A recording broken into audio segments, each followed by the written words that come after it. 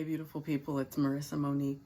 So I wanted to talk about something tonight that has just been kind of resounding with me the last few months as I've had a few new coaching clients, and in particular, clients that have braved the treacherous waters of online dating apps. I am a coach that will coach you through that. I am not against them, but I think it takes a certain type of person with certain type of stamina to get through that experience. A lot of us are, especially women, falling prey to the sometimes dangerous waters of online dating because we don't know how to navigate it, and we're not tapping into our instincts and our discernment. We also are out there not being clear about what we want, and so we're sending a lot of mixed signals and playing into other people's mixed signals. So let me preface this with saying that. But I want to talk about needs right now. And there are a lot of people that aren't really aware of their needs. And if you are not quite aware of your needs, you can start with a simple book called The Five Love Languages. The Five Love Languages. A lot of people make fun of this book, but I have quite a few friends that are older than me, specifically married men who I know through work or through church or whatever, who when I've mentioned this book, they have mentioned the book and they've been like, man, if I just had been a little more diligent about reading that earlier in my marriage or earlier in my life or early in my relationship, gosh, it would have saved me so much time, and I would have caused a lot less hurt and disappointment than I have. So I encourage anybody from any walk of life to look first to the Five Love Languages. I know that there are people that are like, oh, you can't put me in a box and you can't put me in 5 categories. People are people. We're human. We have a lot of just things we are apt to do, a lot of consistencies. Humans do human stuff. And so I believe it's Dr. Chapman has tapped into that and figured out some things that make humans tick, and how we sometimes need to connect with different humans on their level. And so I appreciate the 5 love languages. We don't live our entire life in the spiritual world. We live our life like down here in a very practical and fleshly way. And so it's good to have good people skills and to understand humans on a human level. And so that's what the 5 love languages is about. Secondly, there's a book I believe that would help you just in your dating and communicating life, and also if you are someone that desires a relationship or wants to connect with people and relate to people even more, and especially in a romantic relationship type of space. There's something called His Needs, Her Needs. A girlfriend of mine was very generous in giving me this book in my 20s, and I've read it, and it's been life-changing, just like the 5 love languages has been. His Needs, Her Needs basically speaks to the fact that a lot of people have kind of their top 5 to 10 needs that they need met, and that the many differences between men and women is that we can all have the same 5 to 10 needs, but that we will have them in a different order. They will be different priorities for each of us. And so it's important to kind of know that about yourself. And then because you know that about yourself as a woman or a man, then you can kind of honor someone that's opposite of you, whose needs may be different than you, or they just may be in a different order. Another way that I want to talk about needs tonight is I love houseplants. That's clear on all of my social media outlets and platforms. But I want to give you a kind of a metaphor or just an example. These plants are very tropical. I love tropical plants. They speak to me. This is a bird's nest fern. This is probably my 4th bird's nest fern. I just bought a 5th one because the grocery store had one on sale, and I said I'm taking that because they're not something that you find all of the time. just depends on what side of the, earth you're on or whatever. But I love the bird's nest fern. The first time that I got a bird's nest fern was at Hilton Carter's, one of his first few, like maybe one of his first 5 book signings. It might have even been his first one. I know it was in Baltimore. It was at this really pretty plant studio. I think that was the first time I'd like been in a plant studio and didn't know they had plant studios. But this has been one of my favorites. It's very tropical. This plant loves medium light. It loves moisture, and it loves to be warm. So it loves to be warm, it loves moisture, and it loves medium light.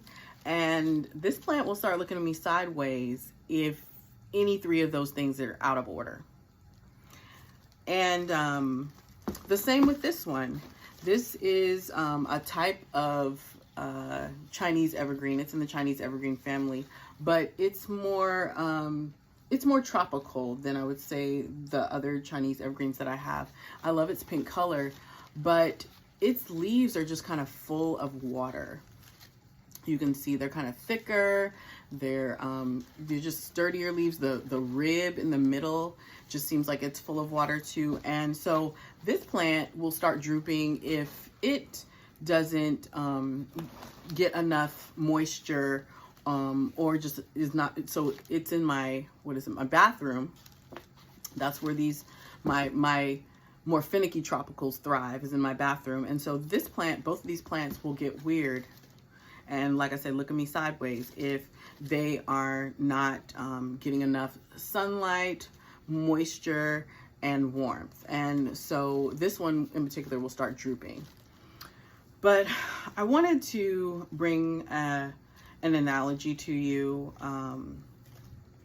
Something that I have noticed about myself is that I love the feels. I am all about the feels.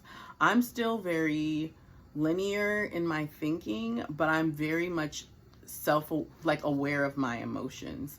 And my love languages have shifted over time, but I am someone that definitely gravitates to quality time.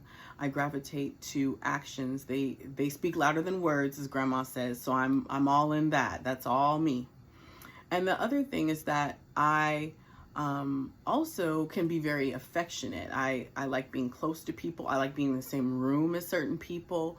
When I am connecting romantically, I'm very touchy, and it's kind of the way that I will express my interest too. I'll pat a man on his hand. I'll pat a man on his leg. I'll rub his shoulder. I'll brush his,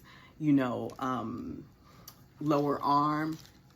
I'll do all of these things, and my body language will very much face him and be in tune with him in that way. And so I like to get a little bit of that back too. And so I am very tropical in that I need a little more love than something like a cactus or a succulent. And I can tell you that over my life, I have tortured myself by connecting with cactus-like characters because I didn't really know myself and understand my needs. And that's why I reference the books, His Needs, Her Needs, and the 5 Love Languages, because even though I'd read those very early in my dating adventures, I still had to kind of internalize that and then start to be able to apply those things in my dating life. And I've had to kind of go back to the basics with myself in the last couple of years, I'd say 2 years, and acknowledge that I am more like a bird's nest fern or a Chinese evergreen, and maybe not necessarily so much like a cactus or a succulent.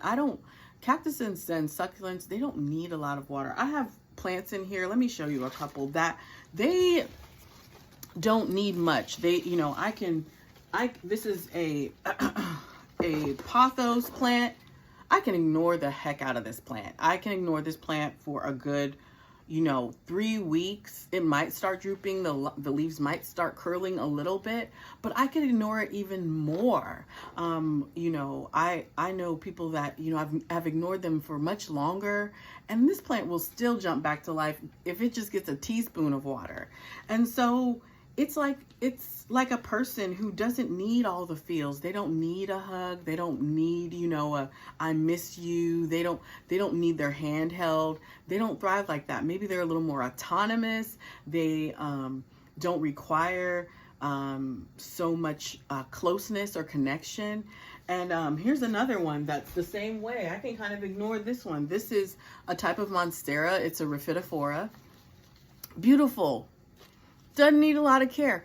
I honestly leave this on the table and I don't talk to it. I haven't named it. I ignore it. I was just looking in here today and I was like, "Oh, I need to do something about this soil. It looks like it's got something on it." But it's just growing horns because it doesn't care. It's just happy to be in here. Just happy to be with me.